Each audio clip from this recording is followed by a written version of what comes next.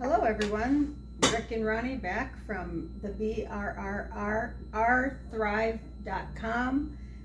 We're two members of the team, and we're back to tell you another interesting way not to lose your money from this series, 50 Ways to Lose Your Money in Investment. So Rick, you got a good story for us today? Yeah, this story here is probably one of the most important stories that I have to tell you. We're going to call this story The Contractor That Dashed With Your Cash. Yeah, that happens. It happens a lot. So when I have newer investors and we have a meeting and we're going over the rules of the road of what to do and what not to do, the first thing I say is, everybody raise your right hand. Okay? Swear before me that you'll never give a lump sum money to your contractor to start a job. Never, ever do that. It's not personal, it's policy. So the vast majority, Ronnie, of contractors, they're honest. Matter of fact, they'll even do more work than they're supposed to do. Sure. And so I give a lot of credit to them. My dad was a builder, general contractor, so I know what I'm talking about. But there's enough bad apples out there that you may get asked for a sizable check to get a job started. And when that happens, that's a very bad red flag right there. Sure. And you have to tell your general contractor that we have a policy that we could help you out with material. We could have material brought out to the job so you don't have to carry me on material. But when it comes to labor, that's Fridays. We pay on Fridays. Okay. So what we ask the contractor to do is have us come out the beginning part of the week, and we'll do a walkthrough and check off on our construction budget the work that was completed, and then we will issue a check for the proper amount based on the work that was completed. Sure. So I want to tell you very briefly a story that just happened just recently. One of my newer general contractors had broke the rule. Okay, so he says to me, I can't believe this happened to me, especially after you told me not to do it. And what was that? He goes, my first cousin recommended my general contractor, and I really got along with him great. He gave me a great price and everything. You wouldn't believe what happened. He says, look, between paydays, I really need to get a check to get my team mobilized out on your job. Can you write me a check for $10,000? He wrote the check, and he says, by the way, too, I'm going to give you a list of materials. Can you have the materials out there maybe tomorrow or the next day, because we're going to need these materials. So another $10,000 of materials were out on the job site. So the next thing that happens was he drops by like midday to see, he's expecting to see a bunch of cars out in front and people working on his job. Nothing. There was no one there. So he opens the door and he goes inside, and all the materials were there. Guess what happened to it? They all disappeared. Oh my God.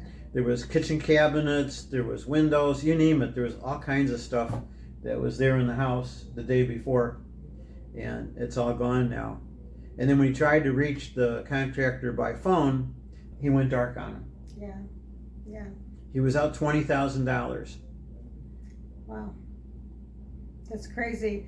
It's funny too, if you even can contact them, they have all these excuses about, oh no, I've got your stuff, everything's fine. But most of the time, it's not the case. You're going to lose your money. Right.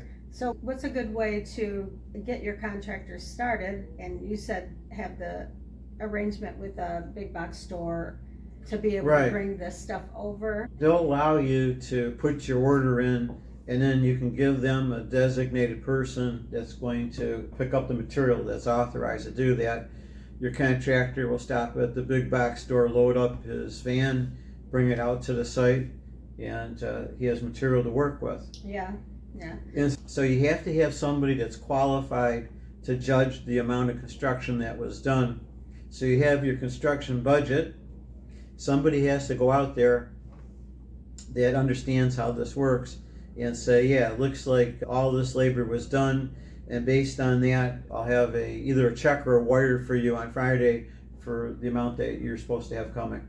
Yeah, and this situation seems something that we hear about a lot of times, and I think you mentioned to me at one time, Rick, if you're working with one of the bigger builders and they have $1 million project or even a $500,000 project, they have a different group of contractors, and because you're doing a wholesale project and you're trying to make a small percentage of profit, you're gonna get a group that they may be hard workers in general, but some of them may be desperate for money. So it's really important that you set up these boundaries so that when you are handing out money, you're not going to find out that later. So when you're working with new construction, my dad built new homes. I've been around the new home industry for a long time.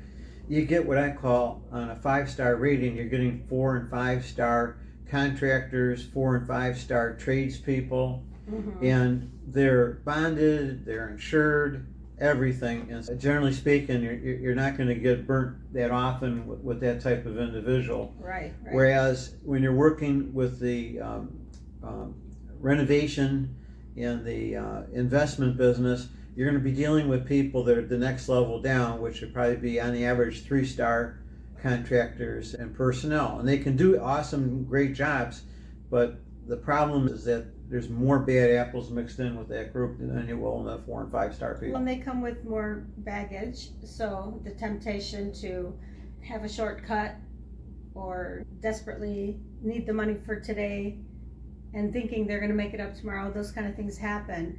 So when you're a smaller investor, $10,000 is a lot of money to lose on the project. That Right. could be the difference between making money and not making money. Fortunately, he had money in the bank, but a lot of our investors, $10,000 more, $20,000 more, would just absolutely wipe them out. Sure. Yeah. They're doing it on a real tight budget.